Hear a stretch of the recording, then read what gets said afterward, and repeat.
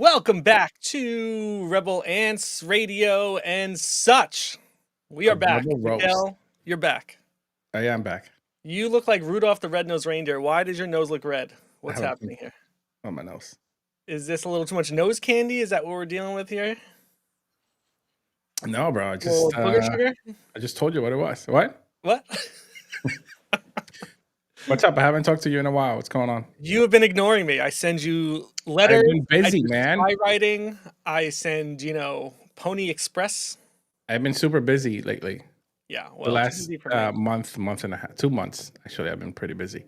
Yeah, our timing has not been great in terms of being consistent with the show, but I think I think the stars are aligning. We're here today. We have a great guest with us today, and we'll be live on Sunday as well. Vicky said I've been ignoring her too. Yeah, I believe it. I believe it. Vicky, I think you and I need to start our own show. That's what we need to do. I've been very busy, man. Listen, there's a lot you and I need to talk about, but we don't want to take up too much of Alex's time. But I think what's the biggest update is what? The biggest update for us? Yeah. The overlay build is out, and then we're not moving to Ape anymore, which is our biggest news that we have.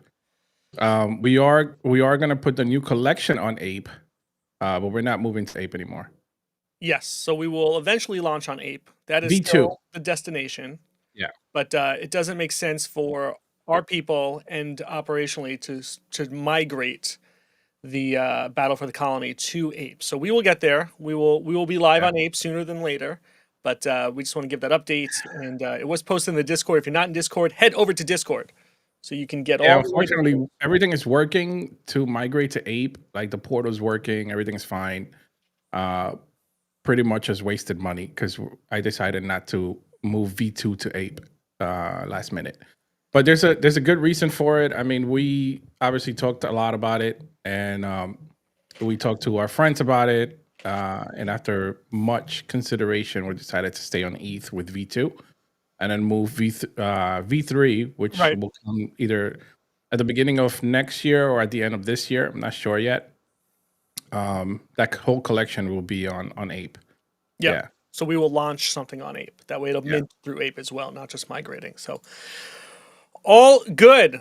Still big things to come. We got a lot of irons in the fire happening on the back end. We're excited. And we have a lot going on. Our last stream was when we were with the Cushlings on their mint, which they've made some adjustments. So hopefully we can connect with them soon and see where their project is out. I think they lowered the collection amount, they lowered the cost, and they're looking to mint out so they can move forward with the games and the 3D renderings and all their virtual things. So hopefully we'll connect with them soon, and hopefully we'll have Sean back on the show soon for an update with the unredacted show. Yeah. Good things coming. All right, let's get Alex up here because he's on a tight time zone. So we got Alex from RugLabz and RugDolls here with us. Let's get him up here. Alex, how are you today? Welcome to RugLabz Radio. Good afternoon, guys. How's it going? You all okay? Good. Listen, it's cold here. Miguel and I both live on the East Coast of the U.S., and I asked Alexa what the weather was today, and Fahrenheit-wise, it was like a low of 49, a high of 63. It's like, You're such a baby. Warm weather. I'm wearing this like thick flannel here now. It's like I need to a baby. I can't live like this. I was in Portugal last year. I think I need to go back. I need to go back to Portugal. You've got Lisbon NFC coming up in June, so maybe we'll go. Meet up in person. Yes, Miguel said that he would sponsor that trip as a business expense. Sure. We got Retro in the house. We got Elings in the house. We got Hans in the house. Shout out to Retro. Shout out to Hans. Shout out to E. These are the most important people here. This is all that matters. That is the most important. Well, yeah. These are the key players for the Rebel Ants community. So, Alex, I heard you speaking the other day in the OV spaces, OV Live, which we are broadcasting on right now. We are live on OV. They do like a daily stream, and then they hop into on X, and then they hop into other side, I think. So, what is your relationship right now with OV? You're using OV to stream, is that right? Yeah. So what we do, we formed a partnership probably about a month ago. And we did that primarily because we've built a game with our project and we needed a platform to stream on. Previously, we used to use SteamYard, but then obviously SteamYard is kind of more of a Web 2 derived stream platform. Yeah, it is. Yeah. So we wanted to be more sort of based in Web3 with streaming, and Ovi, as we've gone over to ApeChain, has been a perfect solution for what we needed. And like I say, we talked to Phil, the founder, and Ava and Ajito. We talk to them pretty much every day on their. They do a 3 o'clock stream, well, 3 o'clock my time stream, UTC. So we jump in there, we kind of give them updates, and it's just really nice to sort of be one-to-one with your stream Yeah. partners. You know, you can just, you can ask them what the new updates are coming out. You can ask them, how can I do this if you need to. It's such a fantastic way how to do it. Yeah, I'm excited to Yeah, that's work good. closer with them. They, like I said, they seem very focused on the Web3 community, and not just Web3, but they have Web3 in mind. And it looks like they're doing some things that are going to be new and good for Web3 streamers. Yes, definitely. I really can see Phil's vision of what he's doing. I know, like they say, there's lots of other different platforms, but I just like it because they have ApeChain in mind, and we've previously moved to ApeChain. Well, we've kind of done what you guys have done. We haven't just completely moved base over to ApeChain. We've actually got 1 foot in Ethereum and 1 foot in ApeChain, and Yeah. that is the perfect solution. So what you guys are doing by releasing another collection on ApeChain, but keeping the original ants onto Ethereum, I think you've got it down to a T, just like what we've done. Yeah, I think it's better for us. I mean, the problem is that it's part of the cost too. It's a lot to migrate to ApeChain, especially with ETH continuing to go up, right? Like, I don't want to put that cost on our community. I don't want to do that. I can definitely create a different collection and airdrop it, and there's all these other variables that you could do, but it's just too much. I'd rather just focus my energy on what we're building. We have a lot of stuff going on. We have games, we have arcade games, we have all this stuff going on. We have an in real life card game that Kevin is developing. Like, there's just so much stuff, and then all my energy was going towards that, and I just decided to just stop and restart again and focus on the original stuff that we wanted to focus. Plus, I wanted to focus on my artwork too, because if I don't focus on art, I just go a little crazy. So that's what's been happening the last few months. So now I'm back to being normal. Now I'm back into like a nice plateau of just me and, focusing on what I need to focus on, which is important. 100%. And did you see the new update that yesterday was released? That the new, let me get it right, the Fusaka update is coming for Ethereum, which is gonna be a lot more efficient, less gas fees. There's going to be more of it's going to feel more like a layer 2 network. Yeah. So again, Ethereum's a legacy chain, guys. It'll be there forever. It's going to be there forever. And I've spoken to a lot of Ethereum founders when we were moving over for their insight, like to pick their brains. And they said at the end of the day, Ethereum's always going to be a legacy chain. Like, why has Bored Ape not moved all their apes over to their own network? Because Ethereum will be the legacy chain. Yep, I think about that. The biggest names in NFTs are still on Ethereum for that reason. That's just where it goes. So, Alex, give us a little rundown of all these projects you have, because you've got RugDollz, you got RugLabz, you got gaming. Give us like the overview so we can maybe like dive into each one of those. Like, give me a timeline or something.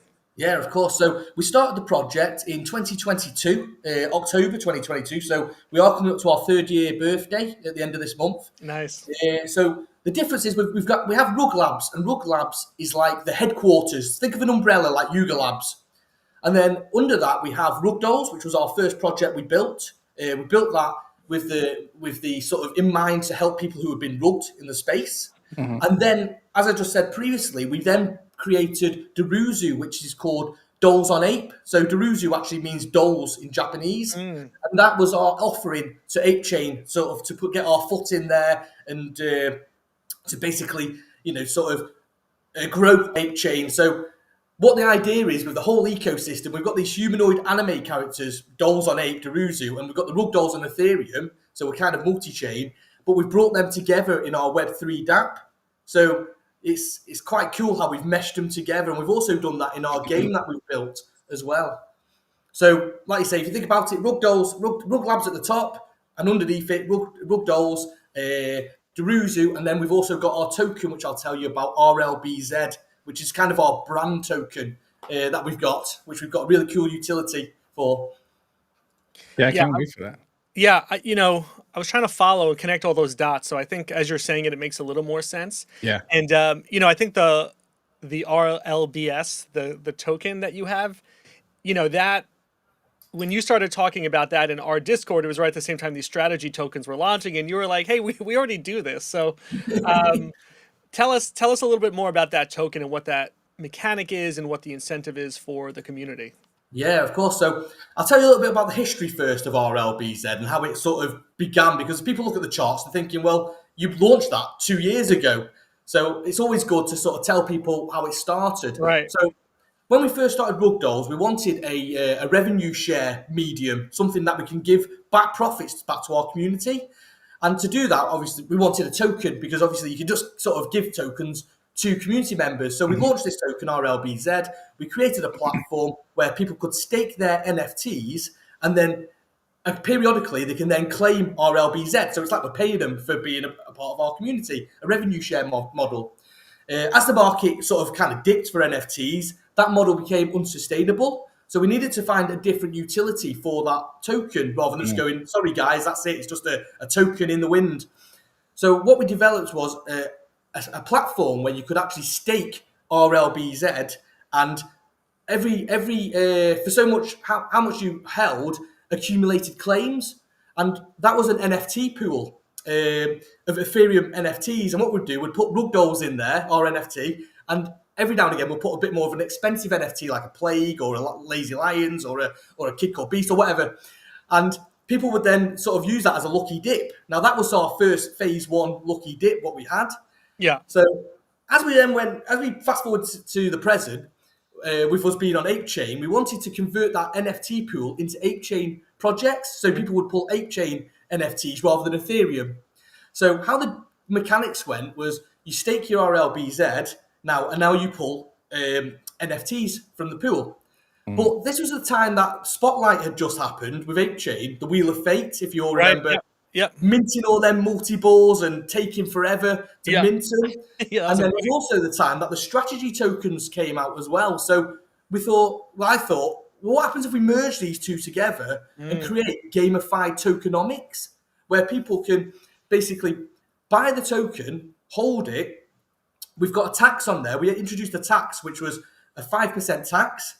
3% goes to us, the wallet, the NFT pool fund, and 2% gets distributed back to all the holders.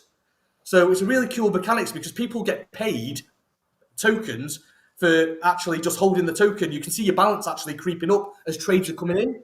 So the Punk strategy token, how that works is a 10% tax, where 8% goes to sweeping punks and 2% goes back to the team. Well, right. We kind of have that, where 3% goes to sweeping ApeChain NFTs and 2% goes back to the holders. So people are actually getting paid for holding, even if they don't want to play the lucky dip. Interesting. So the 3% goes into our wallet, and then what happens is then we use that to then sweep ApeChain projects and fill. That basically helps us fill the lucky dip pool. Then when people want to claim, it's a 2 ape charge, which then that's basically our service fee. So that's like $1. We get $1 every claim, pretty much, and that's for us to grow our projects that we use. Basically, give that back to our community. Yeah. So it's a perfect cycle. So that way, we've basically got a strategy token where we're taking NFTs from ApeChain, so we're raising their floors by sweeping their projects. We're locking them away because they're going into our lucky pool vault that is only being released every time someone lucky gets to claim them, and we get to win because we get the claims back, and also holders are winning by getting the 2%. So it's like a win-win-win for holders, if that makes sense. Yeah, it's pretty good. I mean, so how big is your team? Like, how do you guys come up with all this stuff? Who's this we that you keep talking about? It looks like you. So I'm kind of like I don't want to blow my own trumpet, but I'm like the brain. And then we've got Laura in our Discord, who is like the community manager, who looks after the community. She does all like the games and all the things to keep the community engaged, retain them. And every month I actually send her an ape to her, so she's got her own treasure chest which she uses for this community. I think there's about 1,000 ape in there so far after giving it her. So she does all things like that. We've got a beauty contest with Daruzu at the minute going on, and then the winner will win some ape. And then we have Kath, who's kind of our sort of the guy. Is it called a raid master, who helps push the socials and gets. We use the drip bot in our Discord, so he does all the drip stuff. And then we have Marcus, Ninja Marcus, and he's kind of like a mining buff. So people talk to him about mining, Bitcoin mining. He's actually lives in Canada, so he's on the other side of the world. So luckily, when we go to sleep in Europe, he's there. There's always someone there in the team to answer questions, be in the Discord, make sure no one's scamming anyone with these dodgy Uniswap links. And we work really well. And then other than that, we have an ambassador team. So our ambassador team is comprised of Crypto Lady Oscar and TJ. Now TJ does he looks after the RugDoll social clubhouse that we have in the Discord, and then we have Chloe, who is basically the games master. She looks after hosting all the games on RugDollz World. She's the one who streams on Ovi for us, and she organises all that, gets the tweets out, and then she hosts the games, and then people come tune in on a Sunday, and then they play RugDollz World with us, which we're actually converted to mobile at the minute. But I'll tell you a bit more about that later. Yeah, I mean, it seems like you're pretty structured pretty well together, kind of like us too. Like we have people on the other side of the world that are always around to answer questions and stuff like that. So it's pretty cool to have that team that supports you and do the right thing for you. Yeah, you have to. You can't. I think it'll be very difficult for a one-man band because there's so many different elements to creating and running a project that people don't actually see. They probably don't see it. Like from the outside. It's you've got your websites to look after. You've got your socials. You've got all your different websites. There's so many different parts. Yeah. So I'm kind of like the accountant. I look after all that that side, running, creating the websites, paying for all the subscriptions for GitHub, for PlayFab, for trying to think of all off the top of my head. Firebase. We've got so many. So it's great. It's great if you've got a team. You definitely is a lot easier to run. Yeah. So let's talk about the NFTs. Let's talk about the artwork and stuff like that. Who created the artwork? Who's the artist? Who's the mastermind behind it? So when we started RugDollz, we started in 2022 and we created it, as you know, because we wanted to help people get in rugged, people, and we did that by creating a system where people can stake their rugged NFTs. I'll tell you a bit about that later, but we wanted the previous project that I was in was called Voodoo Dolls. Now, I've been in quite a few NFT projects before, and every single one got rugged. So again, it was a push to create this project. So I wanted a sort of doll-like character. Now, a ragdoll was a really cool character at the time. Yep. And that's why they all look like sort of like ragdolls. But if you did a ragdoll, people aren't really interested, and people were more interested in sort of animal sort of characters. Hence why we added the ears, like the bunny ears. The bunny, to make him kind of a little bit animal-like. Now, our artist was called Magado. He's not with us anymore. He's from Brazil, and he was the one who created all the art for us. He did all the one-of-ones, and he did all the art for the for the RugDollz for us and all the generative. But I think he did a really good job because I did all the traits. We did it as a team, really. In fact, I'll tell you how it, right at the start, from that Voodoo Dolls project, I created a Discord afterwards and I pulled a lot of the community from that project over with me. And like I said, we're going to create a project called RugDollz. Is anyone an artist? and then Magado came up and went, yes, I'm an artist. I'll make the art for us. So that was great. And then I went, is there anyone who's good at this and anyone who's good at that? And we formed the community, the start like that. It kind of was really organic how it sort of become from this Voodoo Dolls project. Yeah. Yeah, the art looks pretty cool. How did you know who to trust at that point? Because I feel like that's the scariest part of Web3 is knowing who to trust. Luckily, Miguel and I know each other in real life from before crypto. So it's like, unfortunately, I can trust him. But how do you trust someone across the world that you've never met before? It's hard, isn't it? Like you say, I think you kind of just have to, every now and again, you have to take that leap of faith, don't you? Yeah. And then hope, because if you don't, you're never going to trust anyone, I guess. Especially if you never met them, like you say. Yeah. It's a feel you get. I mean, it's a feeling. Like our team, everything is just a feeling. Like Retro, it's Jilly, everybody, it's somewhere else in another country. We don't know them in real life. Like I've never seen them in person, but I trust them with everything that we have. And it's just the feeling that we get. You know what I mean?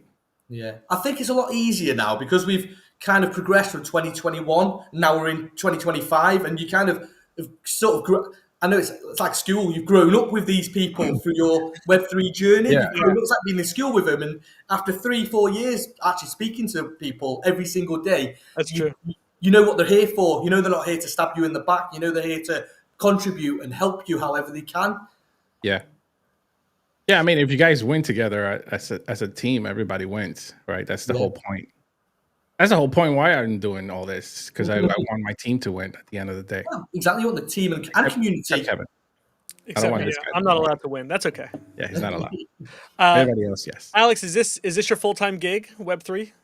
Yeah, so I started this. So in real life, I'm a landlord. I own property in the UK, and that's how I've managed to get the visa to come and live into Portugal. I have 4 properties in the UK which I rent out, and like I say, I use that as my sort of bread and butter wage every month. So that pays all my bills, and that gives me free time to spend. Yeah, sounds very as passive. Web3. Some good passive income. So that's kind of how I get to do this every day, which I love. It's like not even a job really, because I love doing it. So it's more of a love passion hobby. But definitely, yeah, it's definitely progressed and grown. Like, you know, the missus, we've got teddies that my son sleeps with. I've got all the RugDolls merchandise that I'm always wearing. You know, it's kind of turned into a lifestyle now. I love it. And what do you hear from your community in terms of these different aspects? You have the coins and the different projects, and, you know, a little bit in Ape, a little bit in ETH. What do you hear from the community about what they're looking for, and how do you take that into consideration as you continue to develop?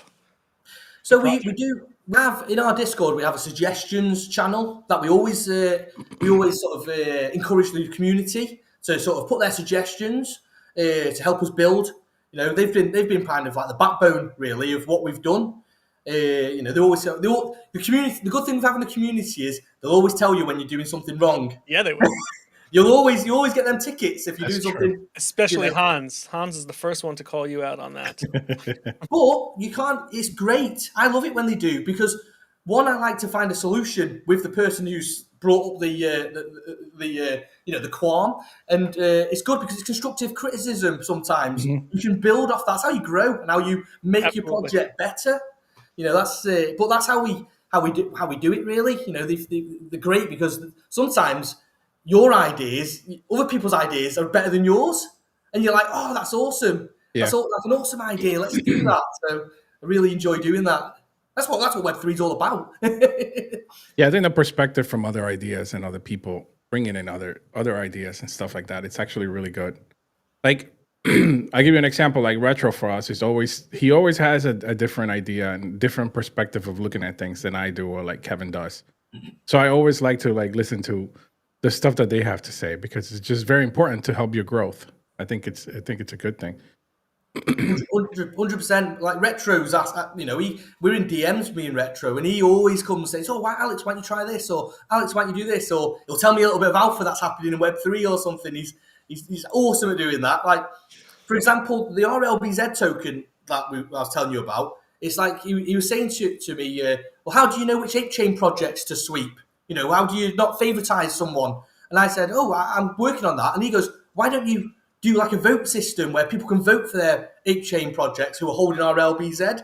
And then a light bulb in my head was like, well, we used to use Snapshot, which is like a on-chain voting system that DAOs use. Mm-hmm. So we could incorporate that where people with holding RLBZ, they can actually vote. We can put a poll, and then they can vote using their RLBZ as weighted votes. So we're going to implement that system thanks to Retro suggesting that sort of thing. So yes. He's very good at it. I like that. I wish he would give us suggestions like that. He gives me suggestions. You're not in the chat because you're not cool enough. I'm chatting. I'm in the chat. I'm cool. People like me. They want to hang out with me. I don't know about that. You're right. Alex, what made you go into the ape chain side of it? And I don't want to say versus abstract, but why ape chain and not abstract at this point? What did you see going on over there?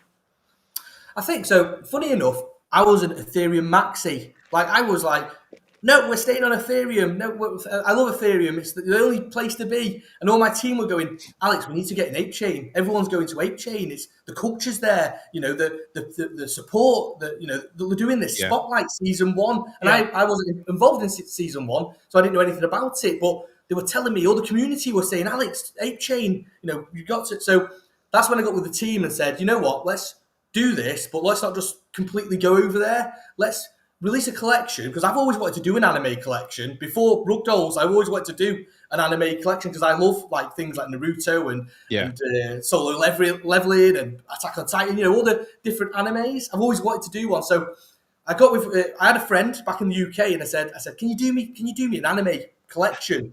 You know, can you do this? You know, I know you're good on Photoshop. Can you build me this collection? And he was like, yeah, what do you want? And I said, yeah, what a collection with over 400 traits. And he went, oh. And he was like, yeah. So anyway, he did it, and we launched on and we sold out in about a week, I think it was, on Ape Chain. And that was fantastic because that's it, the Daruzu, the Dolls on Ape. Yep. And it was great because now I could expand the RugDolls lore with that collection. So to answer your question, yes, I was reluctant to go on Ape Chain, but we did it, and I'm really, really glad we did, because the people, the new connections that I've met over there, you know, it inspired me to actually buy my first Macy, which I bought, and I got the Made by Apes license for RugDolls World Game, which is now on the Bodega on Bored Ape.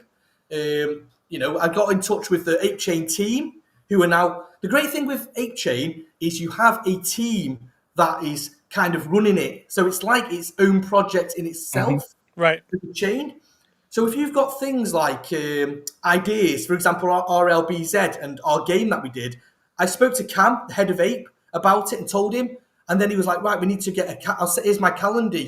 And I was talking to him the next day of the person who's running Ape Chain. And I was like, God, this is surreal. And it's like Simple Farmer, the head of DeFi, you chat to him from a DM. Where on Ethereum, there was no one really except yourself and other founders to kind of pick the brain.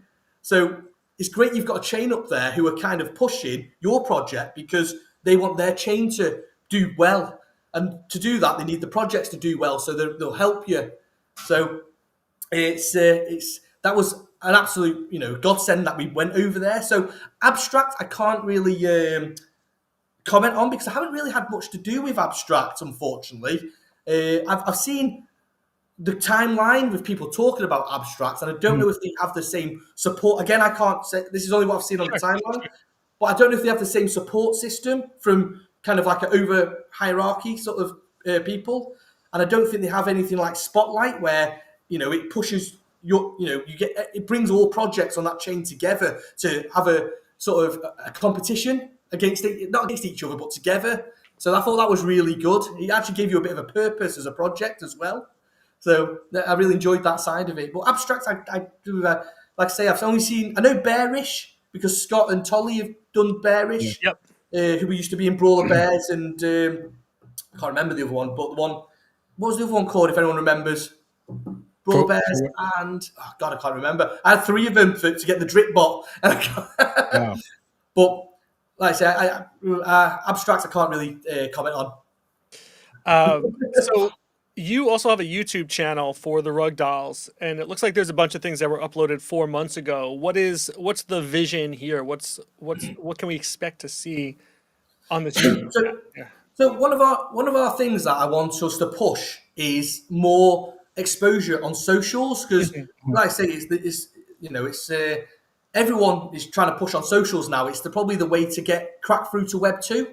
Yeah. So I think what recently we've been trying to do is we've been trying to build in Web 3 and attract Web 2 people to us for mass adoption. Now, after a few years of looking, and watching what other people are doing, I think that's the wrong approach. I think what we should be doing is building in Web 2 and then attracting them that way, and having Web 3 as kind of like a part of it, a branch. Yeah.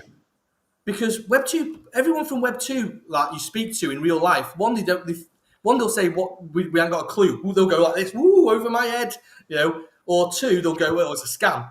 So I think we've got to kind of build in Web 2 and then sort of slowly introduce them to Web 3. And that's what I wanted to do, the social. So we've got an Instagram as well, and we've got a YouTube. It's only early days, but we upload all our content on there. We've started doing animations, as you see on them two at the top there. We started doing the animations. So we're trying to sort of grow in there to get more exposure, because the ultimate vision, probably for everyone's projects, is to have a solid IP that people, a recognizable IP. Yeah. So people see it. I want people to see the Rug Dolls and be like, wow, that's a Rug Doll. Or I want my son Jackson to go, his friends come round and go, oh, that's a Rug Doll. And they know, it's kind of like the Smurfs. Remember the Smurfs? Yep. Kind of like that sort of thing. So that's what I'm trying to push that way into sort of more Web 2 marketing. And that also extends to our game as well. We actually built a game on Unity with Rug Dolls. It's basically a mini games library where we've got Rug Dolls Shooting, Rug Dolls Racing, Rug Dolls Capture the Treasure, and Rug Dolls Battle Royale. And we built that on PC originally. So that was great. It was a great achievement that we built. And we were like, yes. And then we presented it to the community and they went, when's it coming on mobile? So, yeah, that's where everyone wants to be, right? Yeah. So the barrier, that we basically gave ourselves a barrier by just putting it onto a PC game, because not everyone's got the time to sit down, and we're all busy, aren't we? You know, even when we're away from Web3, we're busy with family, work, whatever. So we decided to then convert it to mobile, but we kind of had a bit of an idea where we're going to try and do what Pudsey Penguins have done. I'm going to release it on Google Play Store as a Web 2 game, but with Web 3 elements. Right. So it's a hybrid game. So Web 2 players can play it. They can sign in with email and password, just like normal, and then they can buy things from the marketplace. But then Web 3 players can also sign in, but with their MetaMask or their crypto wallet, and then they can use their NFT assets to use in the game. So the idea is, hopefully, the Web 2 players will play and go, how have you got that new cart? How are you racing around that really cool looking I want car? that one, yeah. And there's a chat system in there, and hopefully the chat system, the Web 3 players will go, oh, this is an NFT. And the Web 2 players will go, oh, how do you get that? And then they will naturally adopt them into Web 3 gaming. So that's the approach we're doing with that now. Yeah, have you played the Pudgy game at all? No, I haven't yet. No, but I heard it's a bit of a is it a reskin or something? Allegedly, it's a reskin of like Fall Guys. I never played Fall Guy. I think my kids did, so I remember watching them play something similar. But it's fun, and you feel like you're in this world of Pudgy. So they did a good job with that, and they did a good job blending the Web 2 with Web 3. So I think it's a good step forward for an NFT project to look and say, how can we get into the hands of Web 2? So we'll see if the attention lasts, because when it launched, it was #1 in the game store for a long time. But I don't know if the attention is still there or if people are still playing it. But every now and then I crack it open. Oh no way! I'll download it after this session, and I'll have a go on it, and can feed back to you how let me know. I'll give you my referral code, okay? That way I get. Oh yeah. Awesome. So I'm thinking, all these different projects or parts of RugLabz that you've launched, which part of those didn't hit the way that you thought it would, or in your head you're like, oh, this is a good idea, people are going to like this, and then it didn't get the reception that you thought it would? I probably would say, I'd probably say the game, to be honest. Now, I think the reason why the game didn't really, and it's probably cost the one thing that's cost us the most in the project as well, which is unfortunate, but like I say, that's why we've sort of gone to mobile now. And I think with mobile, it will sort of hit a little bit different. But originally, when we dropped it for PC, you fastly realise that people from your community don't assume that they're all gamers, or don't assume all the Web3 are gamers. Right. Because in my mind, I was thinking, oh, everyone's going to love this game and play it. But some people are there, some people are there for collecting. And then some people are there for, because of the degens, they like to make money. That's fair. Simply put. So when you present a game, but it's got no sort of monetization to the game, it doesn't really interest them, because they'd rather play to earn. Where we used to do play to airdrop, where play our game and you'll then get airdropped NFTs for winning and things like that. But it didn't hit as well as we wanted it to do. But again, with RugDolls, with all my projects, the one thing that I always say to everyone, the thing that we always sort of struggle with is marketing. Because, like you said, rewinding back to what you guys were saying, who do you trust? like to say I'll pay you this month, I'll pay you to put the word out about my project. So I'd prefer to use the community, Right. but then when you do that, you then form yourself an echo chamber, because every time you're giving them tweets and rewarding your community to constantly putting out, it's going to the same people every time, and eventually they get bored of seeing it. So again, we've always struggled with marketing, and that's one thing I want to address kind of in the future, to sort of get our name out there, because I think when the wider Web3 bubbles see what we've got to offer, I think they'll be loving what we've got. Yeah. So but yeah, I'd say the game was one of the things that I was like hitting my head against the wall about. Yeah, I think that's one of those, areas, back to what you were saying, is like, getting that outside perspective. It's like we can get so in our head about this is good, people want this, but maybe not. I don't know. It is crazy, because with our game, we've actually partnered with Hyperplay, which are big in the gaming space. We met Blockchain Gaming Alliance in Lisbon, which we became members of. So there is, we need to sort of use them contacts a little bit more to sort of do it. We need to sort of network, but like I say, when you're spinning quite a few plates, you got a long list that you have to keep going through, but it'll get done. Yeah, that's true. Yeah. Where do you stay up to date on Web3 things that are happening? Are there people on Twitter that you're following that you find, influential or motivating, or how do you kind of keep a pulse on what's happening in the NFT space?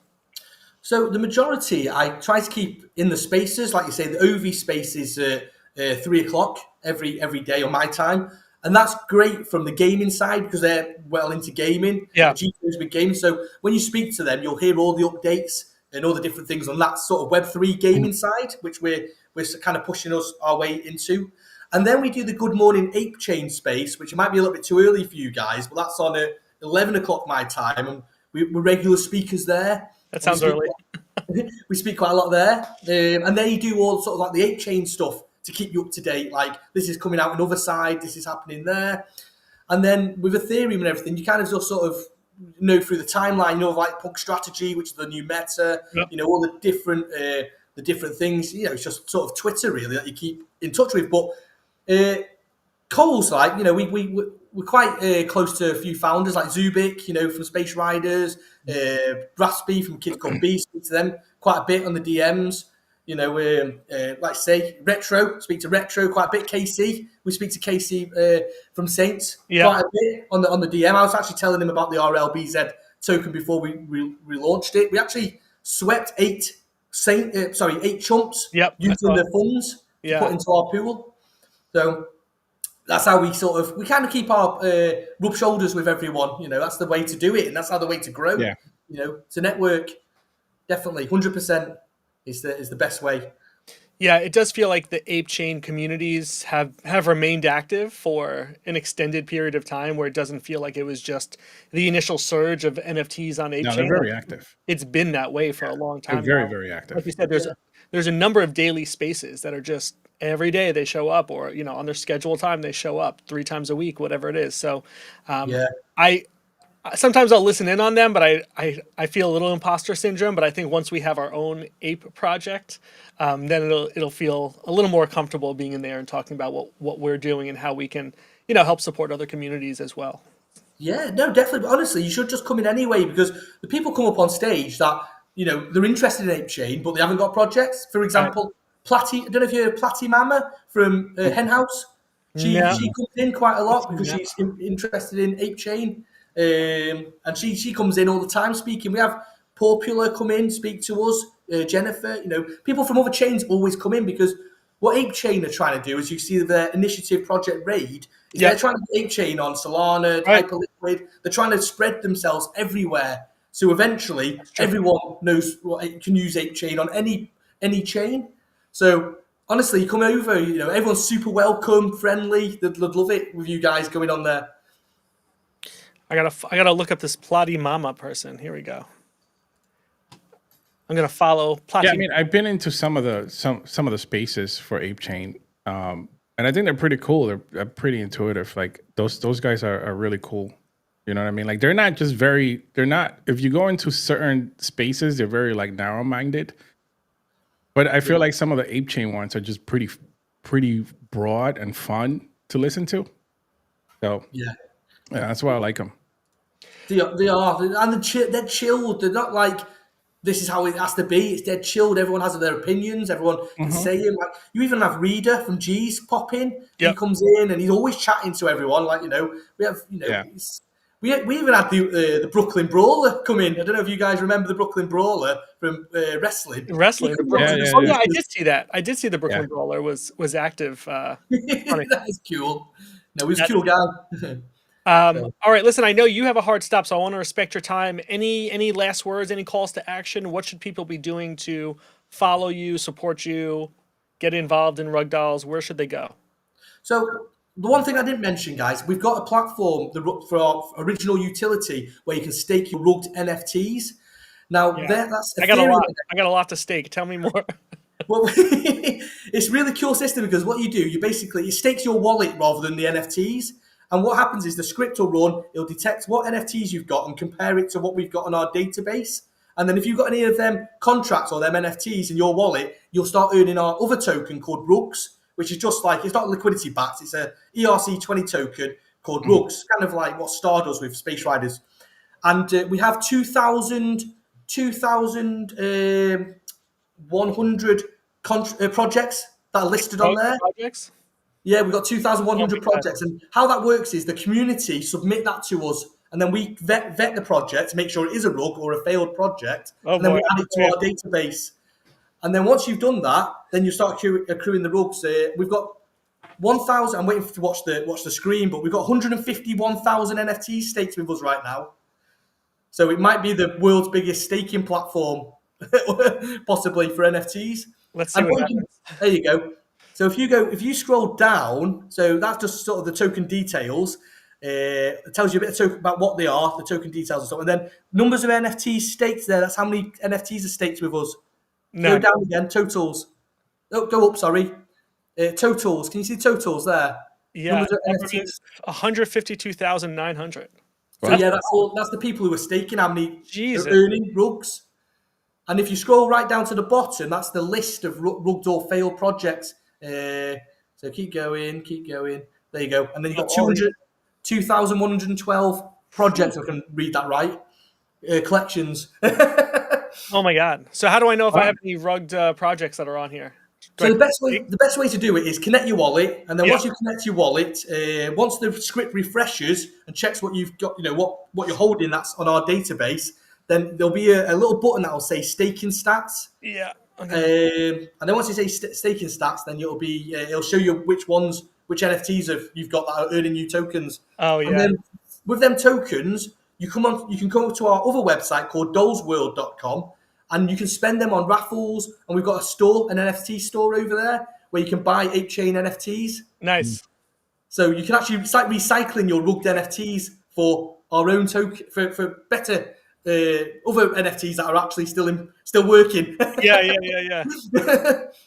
That's funny. All right, I'll have to check back on here and see if I have any rugged NFTs in my wallet that are on your list. Because I have a feeling I probably do have a couple that are on that list. I'm sure you have a lot. That's so funny. A rug master over here. All right, Alex, thank you so much for hopping on with us. I know it's sort of Alex, thank you. But I'm glad it worked out. It was great connecting with you, and I would like us to stay in touch. Maybe we can become best friends. That's all I'm going to say. I need a new best friend. Miguel has ignored me for too long. I need a new best friend. And I've ignored you for 2 months. Top of the list right now. All right, cool. So just a reminder, people can find you at AlexLee_NFT on X, at RugLabz with a Z, at RugDolls with a Z NFT, right? Those are the socials? Yes, that's right, yes. All right, perfect. Awesome. All right, let's wrap it there. That way you can go take care of your IRL problems. And by problems, I mean children, which are my problem. I have the same problem as you. The tornado. Yeah. No, I just want to say before I go, guys, thank you for having me on. It's been thank you. an absolute pleasure speaking to you both. For our first time, I think you're really cool guys, and I love what Rebel Ants are doing. So I'm definitely going to go grab some of your NFTs after. And when you get your 8-chain ones, I'll get them too. Put them in Yes. our dip pool. Keep an eye out. I hope that we never end up on your rugged list. That's my Yes. goal. Never end up on the rugged list. I don't think so. That's good. All right, everyone. Thanks for hanging out. We will be back live Sunday, 8 p.m. Eastern, and I think we are can gonna probably have, stay on, Kevin. No, what? we can probably stay on. No, If you or want. you got it. Yeah, let's stay on. All right, fine. Alex, feel free to drop out. We appreciate you hanging out, and we'll stay in touch. Thank you, Alex. Thanks, guys. See All you right, later. man. Take care. Bye. All right, should we talk about him now that he's gone? No, hey, let's go over the overlay builder. I just want to see if I can screen share because I took all my settings off. Oh, you're going to screen share for the first time in 3 years? This is a monumental episode. I don't even know what to do right now. What am I going to do while you're screen sharing? You're not gonna do anything. Oh my God, he's done it. Can you see it or no? Because what? Oh my God, look at this thing. Hold on. Hold on. Can I see it? It's up on the screen. Yeah, but I don't see it. Okay. Oh, God. I see it. I see it. I This see it is on a my disaster phone now. already. What? No, well, I'm not you clicking shit without knowing. So anyway, the whole point of this was that we wanted to create an overlay builder where the creator or an artist or whoever's playing with it is able to.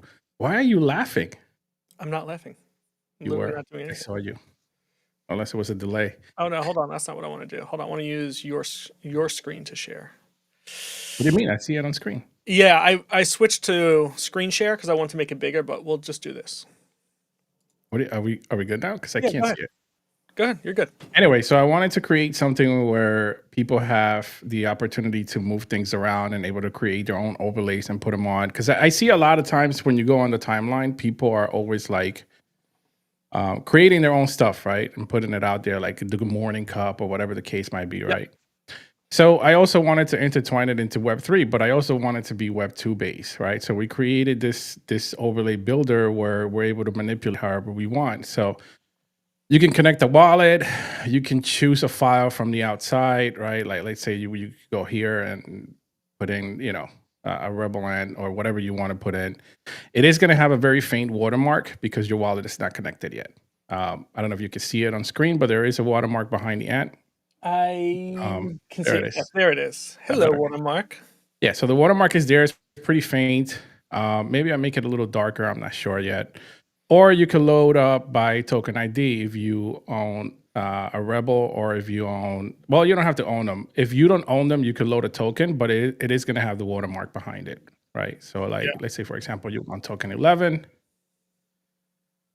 It'll bring up token 11, right? If you want whatever token, I don't know, 100, you load up the token with a watermark because you don't own it. Now, you can see the watermark here, right? On this one, on this purple one. Yeah. Now, what happens is if you connect your wallet, shit.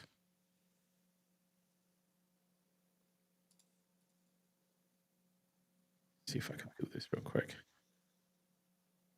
Come on, show everyone your password. No. Show it. So let's say you connect your wallet. There's your wallet. You click on check holdings. And what happens is if you own it, boom, the watermark goes away. See that? Yep. All right. So then if you want to, we also have friends collection. So if you could go to your friends, which is chumps on whatever. If you want token, which one's the one that I own? I probably own all of them. Hold on. Retro says, why using his ant? You could load it up a chump. Just give it a second. It's probably pulling the image. And so in the future, this can be expanded to include other collections, right? Yep. It can be expanded to do any collection. I don't know why it dropped in size. That shouldn't have happened. Hold on. There it is. And you see the watermark is gone. That's because my wallet's connected. Or we could do a Saints. There it is. We do have a small footer on the bottom. That is our Rebel Studios builder, right? That doesn't go away. Let's go back to Rebel Lands, buy a token. And then let's say, for example, let me put another one that we're able to see the watermark better. All right, so let's say you disconnect your wallet. There goes the watermark back in there. Right. You could load up your token ID, which the controllers will be here only, right? So this is only for token IDs. So if you want to move it around, you can. If you want to make it bigger, you can. You want to change the colors, you can. If you want to change the format, binary, right? You could do that. Some people think it's cool. Some people don't, like you, because you suck. If I you don't want like to that, do no, you're leading right. zeros, you could do leading I'm all zeros. about the leading zero. My whole life is You leading. like the leading zeros? Only when it comes to NFT numbers. Okay. You could change the size. Otherwise, you change don't really that, know you how could many how many placeholders there are in the collection. you could I change like the knowing. outline. Yeah. You could delete the token, right? Custom text here, you could write Kevin sucks, Yep. Amen. right? You could add your text, move it wherever you want, manipulate it however you want to manipulate it, make it bigger if you want to make it bigger.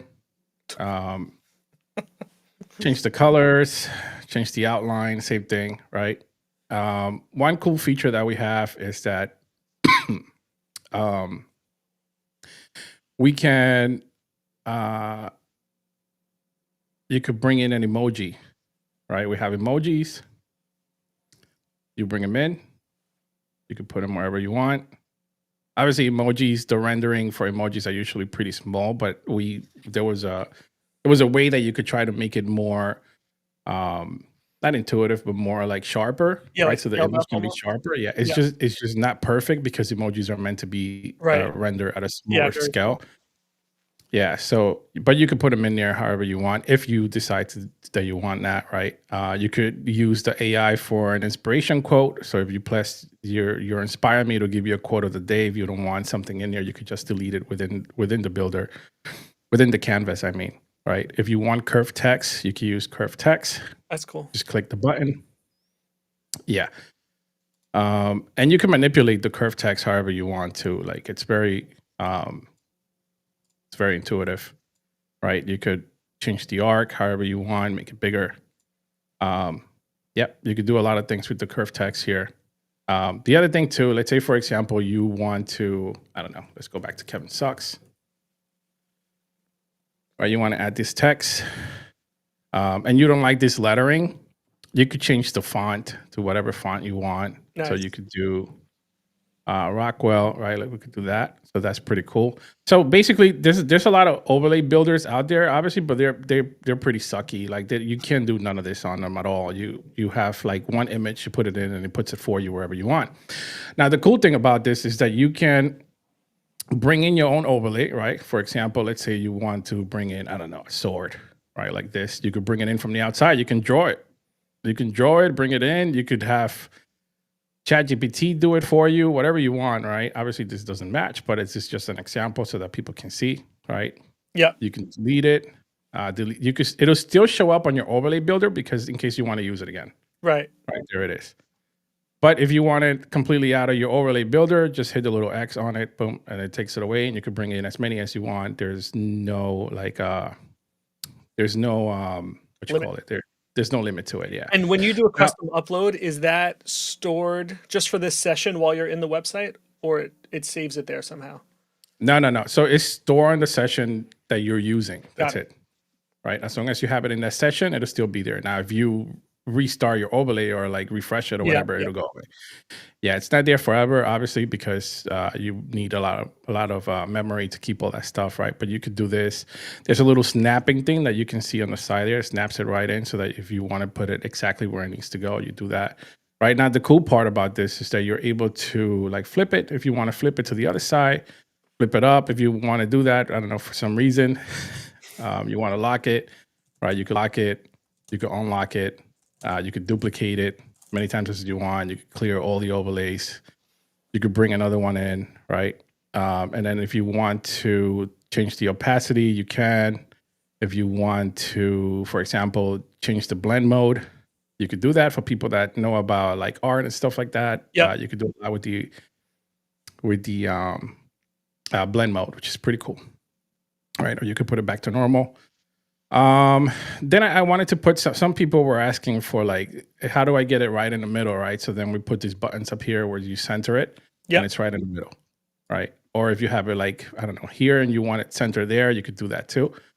just in that section, or if you want to center in the middle from wherever you are, you could also do that too, which puts it there, right? And again, like you can manipulate it however you want, you can change it, do whatever you want, make it as big as you want, which is what we wanted. You have your undo buttons. You could also save the draft. So let's say, for example, you're here and you're like, oh, I want to save this. This is cool. This is what I want. But you want to keep working on it, right? You can save the draft. It's saved there. You see where it says just draft saved right here? Yep. Draft saved. Right. And then you want to keep doing stuff. You want to move it around, do whatever you want. You can restore your draft and put it back where it was. The other thing you could do is you can export. You could download your PNG if you want to download it. And what it does is create this preview here. This preview here is actually made for iPhones. So it's cool if you, or any mobile phone that you have, but especially iPhones, if you have an iPhone, when this comes up here, you could just long press it and you could just save the image to your phone, which just makes it pretty easy and pretty intuitive. And by the way, the whole builder is mobile friendly and it's also iPad friendly. It looks pretty cool on iPad too. The other thing that we did was that we created a unified animation part. Right, so you can like preview your animation if you want to do. It has a couple of, see that? Yep, it's moving. Yeah, so you can export that too if you want. Some people get very creative; they put some words on it and make it happen. Right, you could change the camera view to just be the overlay.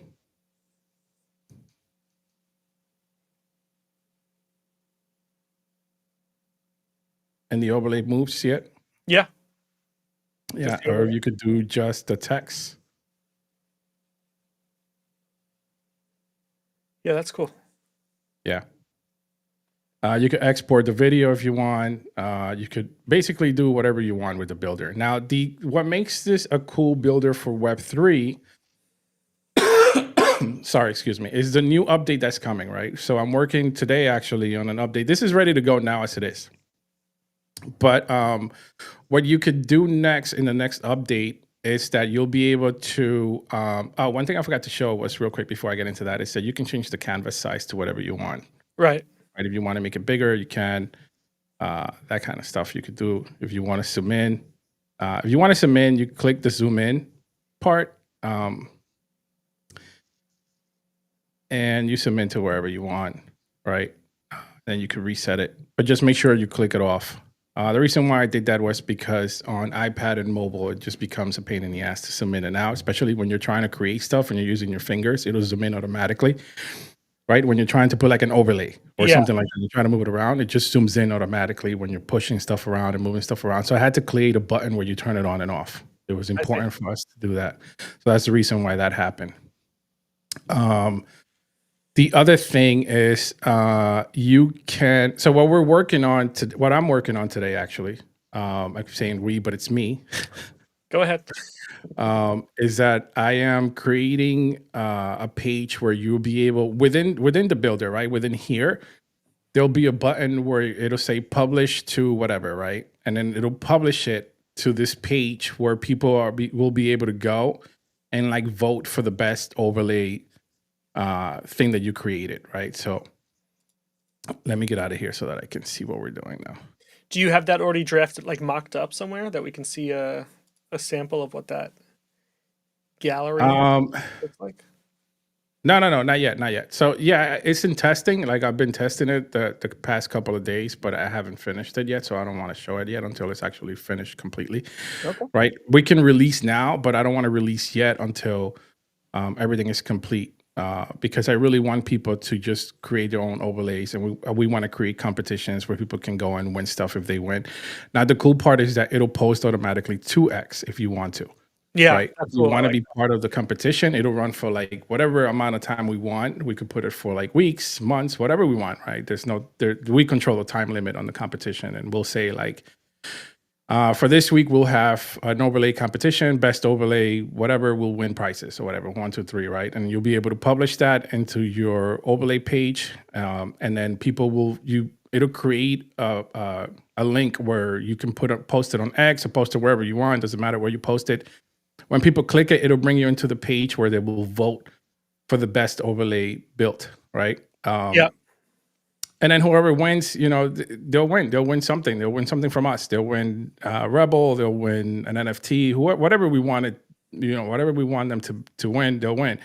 And that's what makes the NFT builder a lot different than anything else, right? Because nobody has an overlay builder like we do. It's just completely different. It's very intuitive. You're able to control it however you want. You're able to draw and bring in and export it however you want to export it. There's no limit to it. In the future, what I'm looking for is to build an AI within the builder that actually takes off the background completely. So I did test that. I had that built, but I didn't like how it looked. I don't think that the AI it's at a place where it's good enough to do that yet. Yeah. The way that I want it to look. You know what you could do? So I took that off. It might be some heavy lifting, but because you have all the raw files of the NFTs in like Procreate, you could export a version of every token ID without the background. And yeah, you could do that, but it also takes a lot of memory, and yeah, you have exactly. to pay It's for a like lot. all It's this a big stuff lift. too. Yeah. So it's a, you know what I mean? Like the more memory you use, obviously the more you have to pay for wherever you're holding and storing all this stuff, right? So I'm trying to make it as easy as possible for everybody. So the best thing to do is just to pay an AI to do it. But that's coming in the future. Once I feel like I found the perfect AI for it that looks better, then that's when we'll do that, and we'll make it happen. But I think that the overlay builder is something that's different. I don't think it's ever been done. I've never seen one out there the way that we have ours, which is the reason why I spent so much time on this, because I wanted to do that. And then in the future, there are also going to be a set of tools where you'll be able to like paint and draw, and there will be like a brush, there will be like spray paint, stuff like that. But that's later on in the future, Q1 probably of next year, right? I like it. Yeah. So it's pretty intuitive. It's pretty cool. I mean, it's just going to keep growing from what it is now. And I think that it'll be cool to see people creating their own stuff, because you could go on, you could go on any platform that you have or you own to draw and draw your own overlay, right? And put it in there. Yeah, very powerful. Yeah, and not only that, if you think about it, we can hold competitions of best overlay. People create their own. Yeah, best custom. And we could put it permanently inside the overlay builder. Yeah. That's cool. The other thing is that now for like Halloween and for Christmas and for like any holiday or anything like that we have, we can input traits, right? Put them in there, and then we can also take them down later on a later date. Yeah. Right? So I'm gonna do that. Yeah, seasonal overlays. We could do that too. Can we do some pretty cool stuff? Like, I think that it's the World Series. Can we put a baseball hat in there? We could do whatever you want. Doesn't matter. There's no limit. Seattle Mariners.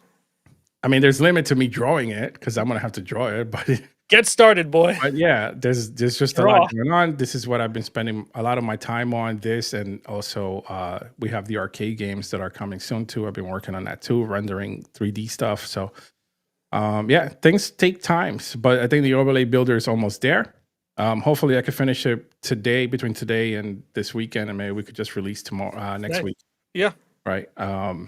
Yeah, and that's pretty much it. I like it. I'm excited. Yeah.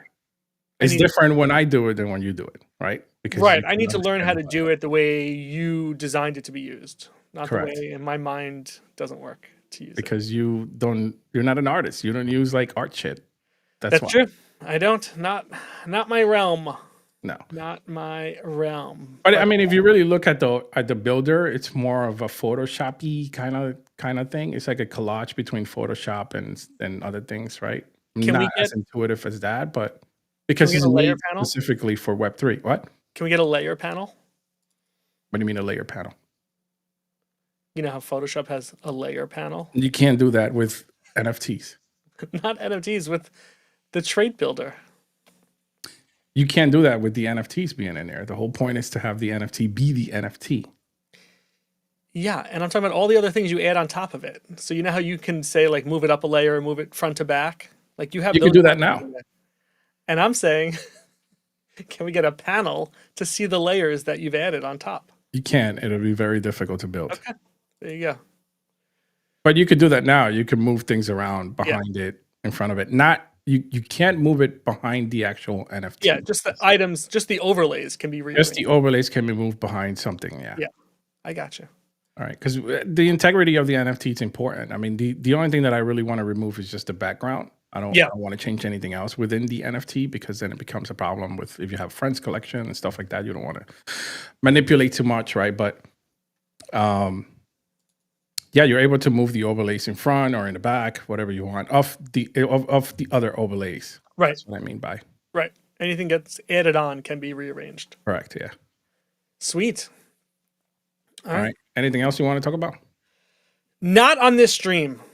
Not on this stream. Next stream we'll get Floto from Rottens, which is a new project that seems to be making waves. Yep. And tonight I have Vicky's show at 6 p.m. EST. So make sure you tune in. Yes, 6 Vicky p.m. and I will be EST, and this is Coven Radio. Coven Radio. Why you say it like you don't even know what the name of it is? I want you to say it. I want you to learn how to promote your own shows. It's our show. The problem is that you never go on it with Vicky. It's not my show. It overlaps with my events. That's why. No, half of the time you're watching the show. No. I have it on my phone. Doesn't mean I'm in Boy Scout meetings. Okay, whatever. Our Boy Scout meetings start at 6:30. So when you go live at 6, sure, I can listen in for the first half hour. Okay. One day you'll be in the show, Vicky. One day he'll be in there. Thursdays, which maybe I can join tonight. Maybe I'll hop in tonight. Maybe. We'll see. We'll see. Such a dick. Oh boy. All right. Let's wrap it there. I need to go do some IRL things before I get FIRED'd. Spells fired. Thank you for spelling fired out. Well, Appreciate for those of you who don't know how to speak English, I'll spell it for you. Anyway, when's our next show? Sunday? Sunday. I will get some. Right. So we're back to normal. We are back to normal. Yes. Hopefully, continued Sundays, get our Thursdays. Are you coming pumpkin picking? I am not. Yes, you are. I'm pumpkin picking. I got stuff to do. We will see you there. No, I can't. I'm not going. I can't. But we'll see you there. I got shit to do. I got stuff to do. I know, including pumpkin picking. Whatever. All right. Peace out, everybody. Have a great Farewell. Bye-bye now. Farewell. Anna, hello. Thank you for hanging out. You just missed us. Goodbye.